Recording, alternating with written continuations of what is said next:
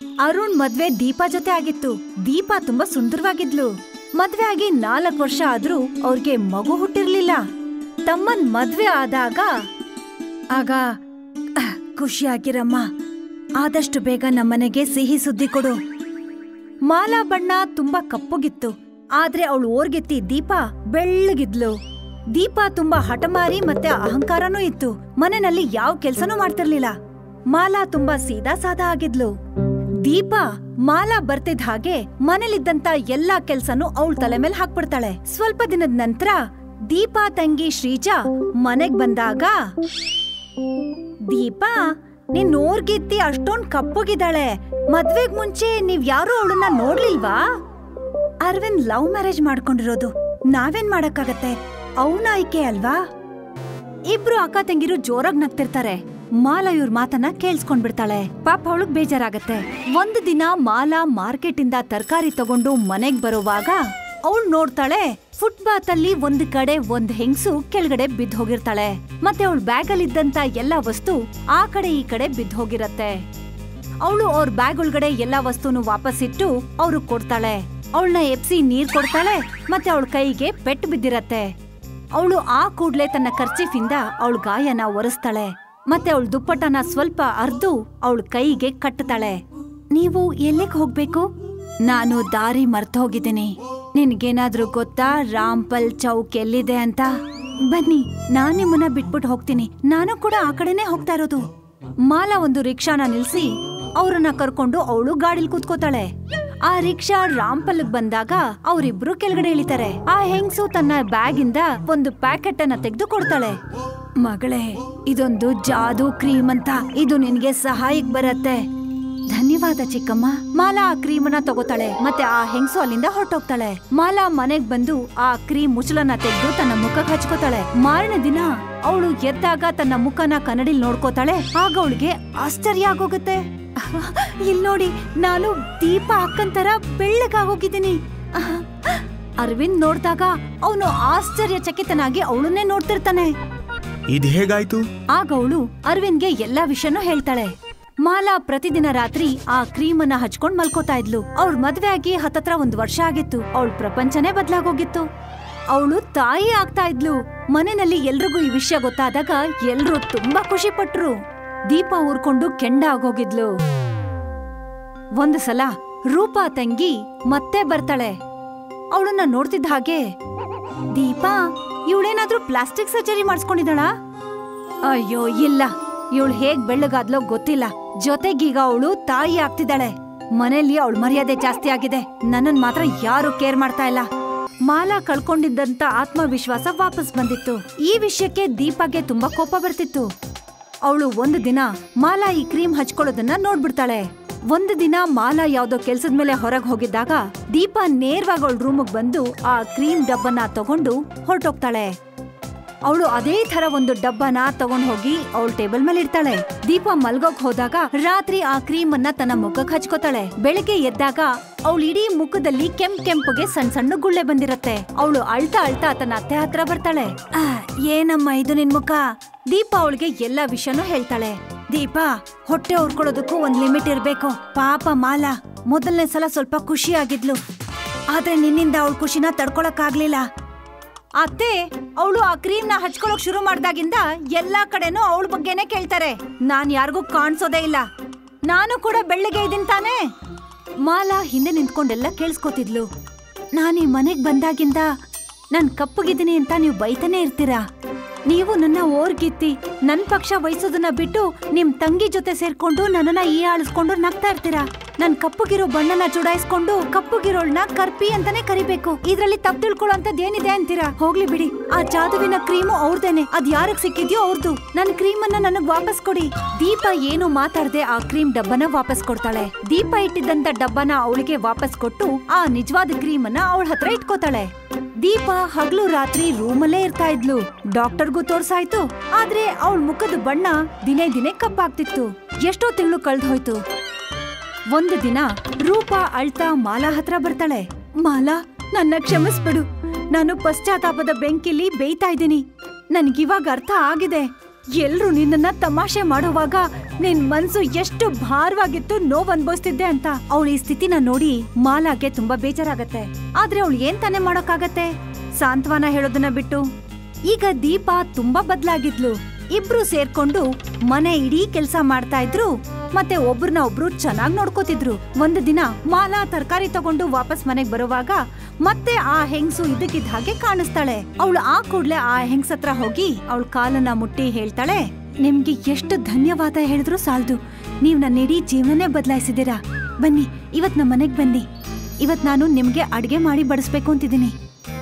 ನೀನ್ ತುಂಬಾ ಒಳ್ಳೆಯವಳು ಮಾಲಾ, ಅದಕ್ಕೆ ಆ ಜಾದುವಿನ ಕ್ರೀಮು ನಿನ್ಗೆ ಸಹಾಯ ಮಾಡಿದೆ. ನೀವು ನನ್ನ ಓರ್ಗೆತ್ತಿ ದೀಪಾನ ಮೊದ್ಲಿನ ತರಾನೇ ಮಾಡ್ಬಿಡಿ. ಇವಾಗ ಅವ್ರು ಮಾಡಿರೋ ತಪ್ಪಿಗೆ ಪಶ್ಚಾತ್ತಾಪ ಆಗಿದೆ.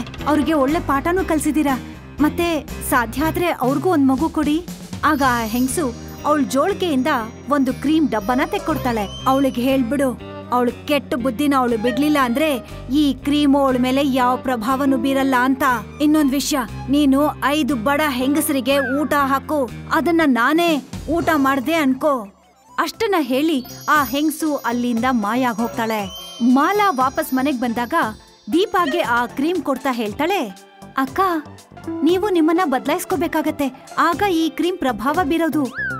ನಿಮ್ ಮುಖ ಮುಂಚಿನ ತರನೇ ಆಗತ್ತೆ, ಮತ್ತೆ ನಿಮ್ಗೆ ಸಂತಾನ ಪ್ರಾಪ್ತಿನೂ ಆಗತ್ತೆ. ಮಾಲಾ, ನನ್ನನ್ನ ನಾನು ಪೂರ್ತಿಯಾಗಿ ಬದಲಾಯಿಸ್ಕೋತೀನಿ. ಆದ್ರೆ ನನ್ನ ಮುಖ ಒಂದು ಸಲ ಮುಂಚಿನ ತರ ಆದ್ರೆ ಸಾಕು, ಮತ್ತೆ ನನ್ಗೊಂದ್ ಮಗು ಬೇಕು. ಸ್ವಲ್ಪ ದಿನದ ನಂತರ ಇಬ್ರು ಕೂಡ ಒಂದು ಮಗುಗೆ ಜನ್ಮ ಕೊಡ್ತಾರೆ. ಈಗ ಅವರಿಬ್ರು ಸಂತೋಷವಾಗಿ ವಾಸ ಮಾಡ್ತಿದ್ರು. ಒಂದು ದಿನ, ಸಣ್ಣ ಸೊಸೆ, ನಿಜವಾಗ್ಲೂ ನಿನ್ ಕ್ರೀಮು ಚಮತ್ಕಾರ ಮಾಡಿದೆ. ಒಳ್ಳೆಯವ್ರಿಗೆ ಯಾವಾಗ್ಲೂ ಖಂಡಿತ ಒಳ್ಳೇದೇ ಆಗತ್ತೆ. ಇಬ್ರು ಸೊಸೆಯಂದಿರು ನಗ್ನಗ್ತಾ ತಮ್ಮ ಮಕ್ಕಳನ್ನ ಅಜ್ಜಿ ಕೈಯಲ್ಲಿ ಕೊಟ್ಟು ಕೆಲ್ಸಕ್ ಹೋಗ್ತಾರೆ.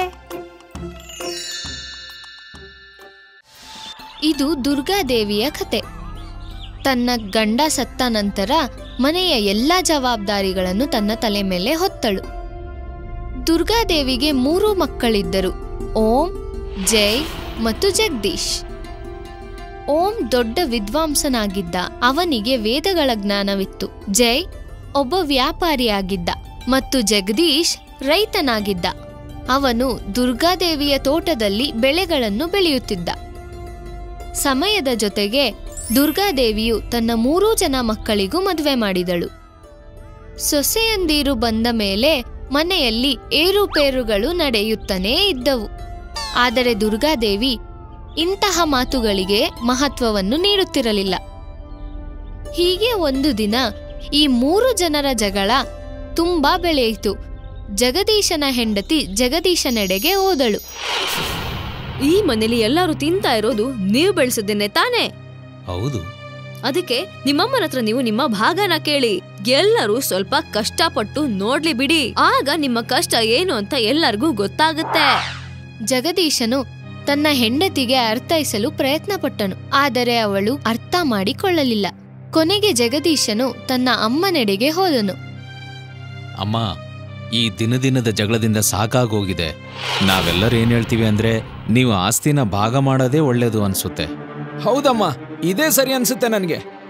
ನನಗೂ ಒಪ್ಪಿಗೆ ಇದೆ.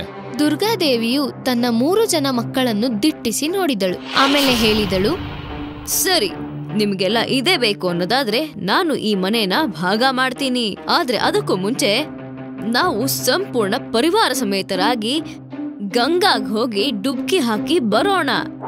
ಆಗ ವಾಪಸ್ ಬಂದ್ಮೇಲೆ ನಿಮ್ಮೆಲ್ಲರಿಗೂ ನಿಮ್ಮ ಪಾಲನ್ನ ಕೊಡ್ತೀನಿ ನಾನು. 3 ಜನ ಅಣ್ಣ ತಮ್ಮಂದಿರು ಒಪ್ಪಿಕೊಂಡರು. ಕೆಲವು ದಿನಗಳ ನಂತರ ಅವರೆಲ್ಲ ತೀರ್ಥಯಾತ್ರೆಗೆ ಹೊರಟರು. ಓಂ ತನ್ನ ದುಡ್ಡಿನ ಚೀಲವನ್ನು ತನ್ನ ತಾಯಿಗೆ ನೀಡಿದ. 2 ದಿನಗಳ ಪ್ರಯಾಣದ ನಂತರ ಅವರು ಒಂದು ದೇವಸ್ಥಾನಕ್ಕೆ ತಲುಪಿದರು. ಎಲ್ಲರೂ ಆ ಭಗವಂತನ ದರ್ಶನ ಮಾಡಿದರು.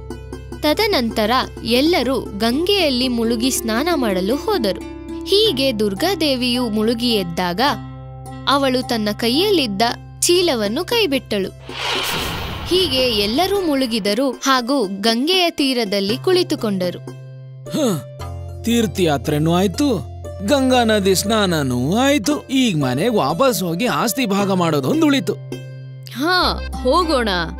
ಆದ್ರೆ ಏನಾಯ್ತಮ್ಮ? ಆದ್ರೆ ಹಣ ಇದ್ದಿದ್ ಚೀಲ ಎಲ್ಲಿ ಹೋಯ್ತು? ನಿನ್ನ ಹತ್ರನೇ ಇತ್ತಲ್ಲಮ್ಮ. ಹಾ, ಹಾ, ನನ್ನ ಹತ್ರನೇ ಇತ್ತು. ಆದ್ರೆ ಈಗೆಲ್ ಹೋಯ್ತು? ಗಂಗಾ ನದಿಯಲ್ಲಿ ಹರ್ಕೊಂಡು ಹೋಯ್ತಾ ಹೆಂಗೆ? ಆದ್ರೀಗ ನಾವೇನ್ ಮಾಡೋದು? ನಮ್ ಹತ್ರ ದುಡ್ಡೇ ಇಲ್ವಲ್ಲ ಈಗ. ನಾವೀಗ ಮನೆಗೆ ಹೇಗ್ ಹೋಗೋದು? ಚಿಂತೆ ಮಾಡ್ಬೇಡಿ, ನನಗೆ ಮೂರ್ ಜನ ಮಕ್ಕಳಿದ್ದಾರೆ. ಇವ್ರೇನಾದ್ರೂ ಮಾಡೇ ಮಾಡ್ತಾರೆ. ಓಂ, ಜೈ, ಜಗದೀಶ್, ನಾವು ಇಲ್ಲೇ ಕಾಯ್ತಾ ಇರ್ತೀವಿ. ನೀವು ಹೋಗಿ ಸ್ವಲ್ಪ ದುಡ್ಡನ್ನ ತಗೊಂಡ್ ಬನ್ನಿ ಎಲ್ಲಿಂದಾದ್ರೂ. ಆಯ್ತಮ್ಮ. 3 ಜನ ಅಣ್ಣ ತಮ್ಮಂದಿರು 3 ದಿಕ್ಕಿನಲ್ಲಿ ಹೊರಟರು.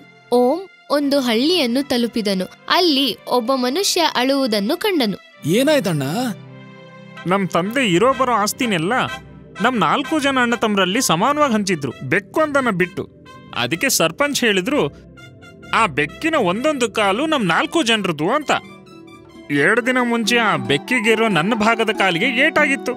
ನಾನು ಆ ಕಾಲಿಗೆ ತುಪ್ಪ ಹಚ್ಚಿದ ಬಟ್ಟೆ ಸುತ್ತಬಿಟ್ಟೆ. ಬೆಕ್ಕು ಆ ಬಟ್ಟೆನ ಸುತ್ತಕೊಂಡು ಹೊಲೆ ಹತ್ರ ಹೋಯ್ತು. ಆ ಬಟ್ಟೆಗೆ ಬೆಂಕಿ ಹತ್ತೋಯ್ತು. ಆಮೇಲೆ ನೋಡ್ತಿದ್ದಂಗೆ ಆ ಬೆಕ್ಕು ಎಷ್ಟೊಂದು ಮನೆಗಳನ್ನ ಸುಟ್ಬಿಡ್ತು. ನಾನ್ ನೋಡಿದ್ರೆ ಬಡವ, ಅವ್ರಿಗೆಲ್ಲ ಪರಿಹಾರದ ಹಣ ಕೊಡಬೇಕು.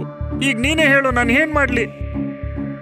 ನಾನ್ ನಿನ್ ಸಮಸ್ಯೆಗೆ ಪರಿಹಾರ ಹುಡುಕೊಟ್ರೆ ನೀನ್ ನನಗೇನ್ ಕೊಡ್ತೀಯಾ? ನನ್ನ ಹತ್ರ 4 ಎತ್ತಿನ ಗಾಡಿಗಳಿದೆ, ಅದ್ರಲ್ಲಿ 2 ನಾನು ನಿನಗೆ ಕೊಟ್ಬಿಡ್ತೀನಿ. ಸರಿ, ಹಾಗಾದ್ರೆ ನೀನ್ ನಿನ್ 3 ಜನರ ತಮ್ಮಂದ್ರನ್ನ ಮತ್ತು ಊರ್ ಜನರನ್ನೆಲ್ಲ ಒಂದ್ ಕಡೆ ಸೇರಿಸು. ಎಲ್ಲಾ ಗ್ರಾಮಸ್ಥರು ಒಂದು ಮರದ ಕೆಳಗೆ ಸೇರಿದರು. ಮದನ್ ಬೆಕ್ಕಿನ ತನ್ನ ಭಾಗದ ಕಾಲಿಗೆ ಬಟ್ಟೆ ಕಟ್ಟಿದ್ದು ಸತ್ಯನಾ? ಅವನ್ ಬಟ್ಟೆ ಯಾಕೆ ಕಟ್ಟಿದ್ದ? ಯಾಕಂದ್ರೆ ಬೆಕ್ಕಿನ ಆ ಕಾಲಿಗೆ ಏಟಾಗಿತ್ತಪ್ಪ. ಹಾಗಾದ್ರೆ ಆ ಬೆಕ್ಕು ಆ ಕಾಲ್ನಿಂದ ಸರಿಯಾಗಿ ನಡೆಯಕ್ ಆಗ್ತಾನೆ ಇರ್ಲಿಲ್ಲ. ಮತ್ ಹೇಗ್ ನಡೀತು? ಯಾಕಂದ್ರೆ ಅದರ ಮಿಕ್ಕ 3 ಕಾಲ್ಗಳು ಚೆನ್ನಾಗಿದ್ವಪ್ಪ, ಅದಕ್ಕೆ ಅದು ನಡೆಯಕ್ ಸಾಧ್ಯ ಆಯ್ತು. ಅಂದ್ರೆ ಅದರ ಮಿಕ್ಕ 3 ಕಾಲ್ಗಳು ಚೆನ್ನಾಗಿದ್ವು. ಇದ್ರ ಕಾರಣದಿಂದ ಬೆಕ್ಕು ಊರಿಗೆಲ್ಲ ಬೆಂಕಿ ಹಚ್ಚಿತು. ಆದ್ದರಿಂದ ಪರಿಹಾರ ಈ 3 ಕಾಲ್ಗಳು ಒಡೆಯರಾದ ಇವ್ರು ಕಟ್ಬೇಕು, ಮದನ್ ಅಲ್ಲ. ನೀನ್ ಹೇಳ್ತಿರೋ ಮಾತು ಸರಿಯಾಗೇ ಇದೆ. ಓಂ ಮದನ್ನ ಸಮಸ್ಯೆಯನ್ನು ಬಗೆಹರಿಸಿದ ಮತ್ತು ಅವನಿಗೆ 2 ಎತ್ತಿನ ಗಾಡಿಗಳು ದೊರಕಿದವು. ಜೈ ಒಂದು ನದಿಯ ತೀರಕ್ಕೆ ತಲುಪಿದ. ಅಲ್ಲಿ ರಾಜ ಒಂದು ಘೋಷಣೆ ಮಾಡುತ್ತಿದ್ದರು. ಯಾವ ವ್ಯಕ್ತಿ ನನಗೆ ಈ ಆನೆಯ ಭಾರ ಹೇಳ್ತಾನೋ, ನಾನು ಅವನಿಗೆ 1,000 ಬಂಗಾರದ ನಾಣ್ಯಗಳು ಉಡುಗೊರೆ ಹಾಕೊಡ್ತೀನಿ. ಜೈ ತಕ್ಷಣ ರಾಜನ ಬಳಿಗೆ ಹೋದ. ಮಹಾರಾಜರೇ, ನಾನ್ ಇದನ್ ಮಾಡಬಲ್ಲೆ, ಆದ್ರೆ ಇದಕ್ಕೋಸ್ಕರ ನನಗೆ ಒಂದು ದೋಣಿ ಮತ್ತು ಬಹಳಷ್ಟು ಬೇಳೆ ಮೂಟೆಗಳು ಬೇಕಾಗುತ್ತೆ. ಸರಿ. ರಾಜನು ಜೈಗೆ ಒಂದು ದೋಣಿಯನ್ನು ನೀಡಿದ. ಈಗ ಈ ದೋಣಿನ ನದಿಗೆ ಇಳಿಸಿ, ಅದರಲ್ಲಿ ಆನೆನ ಕೂರಿಸಿ. ಸೈನಿಕರು ಆನೆಯನ್ನು ದೋಣಿಯಲ್ಲಿ ಕೂರಿಸಿದರು. ಆಮೇಲೆ ಜೈ ಇಜ್ಜಿಲಿನಿಂದ ಒಂದು ಗುರುತು ಮಾಡಿದ, ದೋಣಿ ನದಿಯಲ್ಲಿ ಮುಳುಗಿರುವವರೆಗೂ. ಈಗ ಆನೆನ ದೋಣಿಯಿಂದ ಆಚೆ ತೆಗಿರಿ. ಈ ದೋಣಿಯಲ್ಲಿ ಬೇಳೆ ಮೂಟೆಗಳನ್ನ ತುಂಬಿಸಿ. ಸೈನಿಕರು ಆನೆಯನ್ನು ಆಚೆ ತೆಗೆದರು ಹಾಗೂ ದೋಣಿಯಲ್ಲಿ ಬೇಳೆಗಳ ಚೀಲವನ್ನು ತುಂಬುತ್ತಾ ಹೋದರು. ಗುರುತಿನ ಮಟ್ಟ ಮುಳುಗುವವರೆಗೂ. ಸಾಕು ಸಾಕು ಸಾಕು, ಈಗಿಲ್ಲಿರೋ ಬೇಳೆ ಮೂಟೆಗಳನ್ನೆಲ್ಲ ತೂಕ ಮಾಡಿ ನೋಡ್ರಿ. ಸೈನಿಕರು ಬೇಳೆಗಳ ತೂಕ ಹಾಕಿದರು. ಮಹಾರಾಜರೇ, 3,000 ಕಿಲೋ. ಹಾಗಾದ್ರೆ ಮಹಾರಾಜರೇ, ಈ ಆನೆಯ ಭಾರ 3,000 ಕಿಲೋ. ತುಂಬಾ ಒಳ್ಳೆ ಕೆಲ್ಸ ಜೈ. ತಗೋ ನಿನ್ನ 1,000 ಬಂಗಾರದ ನಾಣ್ಯ. ಜೈಗೆ 10,000 ಚಿನ್ನದ ನಾಣ್ಯಗಳು ದೊರಕಿದವು.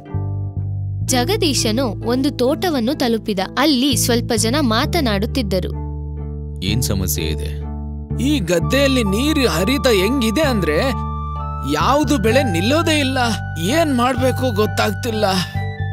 ನಾನೀ ಸಮಸ್ಯೆಗೆ ಪರಿಹಾರ ಕಂಡಿಡಿಬಲ್ಲೆ, ಆದ್ರೆ ನನಗೇನ್ ಸಿಗುತ್ತೆ? ನಾನ್ ನಿನಗೆ 2 ಮೂಟೆ ಅಕ್ಕಿ ಮತ್ತೆ 2 ಮೂಟೆ ಬೇಳೆ ಕೊಡಬಲ್ಲೆ. ಸರಿ, ನನಗೆ ತುಂಬಾ ತೆಂಗಿನಕಾಯಿಗಳ ಸಿಪ್ಪೆಗಳು ಬೇಕಾಗುತ್ತೆ. ಕೊಡೋಣ. ಜಗದೀಶನು ಎಳನೀರಿನ ಚಿಪ್ಪಿನೊಳಗಡೆ ಬೆಳೆಯನ್ನು ನೆಟ್ಟನು ಮತ್ತು ಅವುಗಳನ್ನು ನೆಂದಿರೋ ಮಣ್ಣಿನಲ್ಲಿ ಬಿತ್ತಿದನು. ಅದೇ ರೀತಿ ಅವನು ಭತ್ತವನ್ನು ಸಣ್ಣ ತುಂಡಾಗಿ ಬಿತ್ತಿದನು. ಈಗ ಇದೇ ತರ ಎಲ್ಲ ಗದ್ದೆಯಲ್ಲೂ ನಾಟಿ ಮಾಡಿ. ಜಗದೀಶನಿಗೆ 2 ಚೀಲ ಭತ್ತ ದೊರೆಯಿತು. 3 ಜನ ಅಣ್ಣ ತಮ್ಮಂದಿರು ತನ್ನ ತಾಯಿಯ ಬಳಿಗೆ ಹೊರಟರು. ತಗೋಮ್ಮ 2 ಎತ್ತಿನ ಬಂಡಿ. ಇದು 1,000 ಬಂಗಾರದ ನಾಣ್ಯ ಮತ್ತೆ ಇವು 2 ಮೂಟೆ ಅಕ್ಕಿ ಬೇಳೆ. ನೀವು 3 ಜನ ಸೇರಿ ಬೇರೆ ಬೇರೆ ವ್ಯವಸ್ಥೆ ಮಾಡಿದೀರಾ. ಜಗದೀಶ್, ನಿನಗನ್ಸುತ್ತೆ ನೀನೊಬ್ನೇ ಈ ಮನೇನ ನಡೆಸ್ತಾ ಇದೀಯಾ ಅಂತ. ಆದ್ರೆ ಆ ಥರ ಅಲ್ಲ. ನೋಡು, ಓಂ ಗಾಡಿ ತಗೊಂಡ್ ಬಂದ, ಜೆ ಚಿನ್ನದ ನಾಣ್ಯಗಳನ್ನ, ಮತ್ತೆ ನೀನು ಧಾನ್ಯವನ್ನ. ನನಗೆ ಅರ್ಥ ಆಯ್ತಮ್ಮ. ಈಗ ಹೇಳಿ, ನೀವು ಬೇರೆ ಬೇರೆ ಆಗ್ತೀರಾ ಅಂತ? ಇಲ್ಲ ಅಮ್ಮ, ನಮ್ಗೆ ಅರ್ಥ ಆಗೋಯ್ತು. ನಾವು ಬೇರೆ ಬೇರೆನೆ, ಆದ್ರ ಜೊತೆಲಿದ್ರೇನೆ ಸಂಪೂರ್ಣ ಅಂತ. ಒಳ್ಳೇದಾಯ್ತು. ಹೀಗೆ ದುರ್ಗಾದೇವಿಯು ಆಸ್ತಿ ಭಾಗ ಮಾಡುವುದನ್ನು ತಡೆದಳು. ಹೀಗೆ 3 ಜನಕ್ಕೂ ಅವರ ಮೌಲ್ಯವನ್ನು ತಿಳಿಸಿದಳು. ಹೀಗೆ ಮಕ್ಕಳೇ, ಈ ಕತೆ ನಮಗೇನನ್ನು ತಿಳಿಸುತ್ತೆಂದರೆ ನಾವು ಯಾವಾಗಲೂ ಎಲ್ಲರ ಜೊತೆ ಪ್ರೀತಿಯಿಂದ ಬದುಕಬೇಕು.